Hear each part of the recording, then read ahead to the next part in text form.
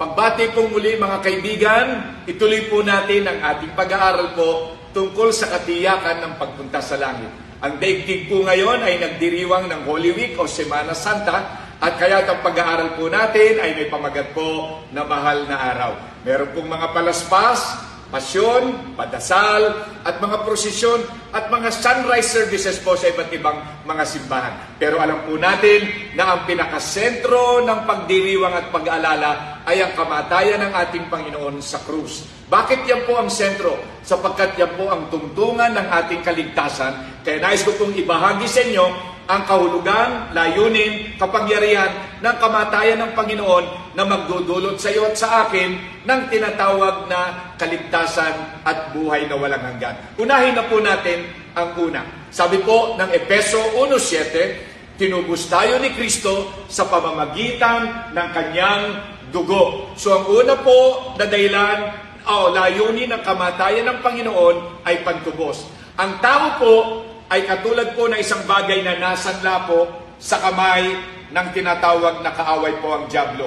Tayo po, dahil tayo po ay nagkasala, tayo po ay nahiwalay tayo sa Diyos, at napunta po tayo sa panig ng dyablo. At alam niyo mga kaibigan, pag tayo po ay namatay na nandito at hindi po naialis doon, tayo po ay sabi ng Bible, mapaparusahan tayo sa impyerno magpakailanman. Ang kabayaran ng kasalanan ay kamatayang pisikal at espiritual. So kaya po ang namatay ang Panginoon upang yung dugo na yun ang pagbayad, pambili, upang tayo po ay makuha doon sa kamay ng kaaway at tayo po ay maibalik sa kanyang piling. Kaya po ang una pong dahilan ng kamatayan ng Panginoon, ito po ay pantubos. Pangalawa po, ang sabi po ng unang Pedro 3:18, si Kristo na walang kasalanan ay namatay para sa mga makasalanan. Ang pangalawang dahilan po ay ito, panghalili po, substitution po ang ginawa po ng Panginoon. Ang tao po ay makasalanan, ito po tayo.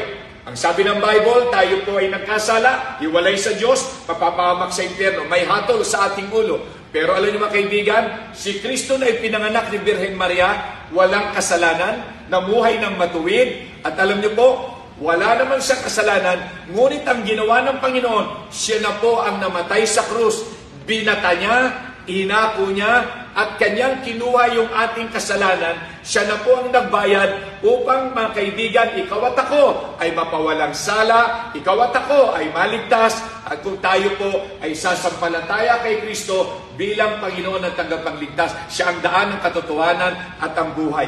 So yan po ang pangalawa po, ang kamatayan ni Jesus was meant to substitute you and as a replacement for you and for me. Pangatlo po, na dahilan po ng kamatayan po ng ating Panginoon, sabi po sa unang 1, 5 Gs o 4 Gs, sabi po dyan, ang anak ng Diyos, si Kristo ay inihandog bilang pampalubag loob sa makasalanan. So pangatlo po, maliwanag po dyan, alam po natin ang ibig sabihin ng pampalubag loob. Ito po ang tao, meron po tayong nagawang kasalanan. Magkamali po tayo, parang isang anak na mayroong nagawang kasalanan sa magulang, may takot, hindi makalapit sa isang tao na ginawa niya, hindi po tayo makalapit sa Diyos sapagkat may bara, may harang. Siya ay banal, tayo ay makasalanan, siya ay may galit, tayo po ay nagkulang, kaya po, imposible po tayo makalapit sa Diyos. Pero alam niyo po ang ginawa ni Kristo, yung kamatayan po niya, ang nag-alis ng ngit-ngit, yung kamatayan po niya, yung dugo niya na nabuhos, na napinambayad sa ating kasalanan,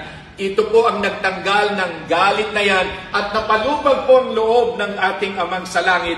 At dahil dyan, pwede na po tayong lumapit sa Kanya. Kaya po nung namatay ang Panginoong Yesus, napunit ang kurtina sa templo, nagbukas na po yan upang sabihin na pwede na po tayong lumapit sa Diyos direkta at makamit ang kapatawaran at ang kaligtasan. At ang pang-apat po, mga kaibigan, ay sabi po sa Roma 5 Gs, pinagkasundo tayo sa Diyos sa pamamagitan ng kamatayan ng anak ng Diyos. Alam niyo po, ang tao, tayo, at ang Diyos, may pagitan, may agwat. Kasalanan po yun.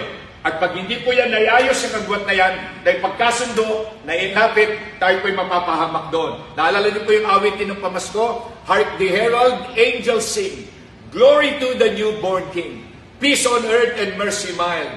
God and sinners, ano po doon? Reconciled, nagkasundo po.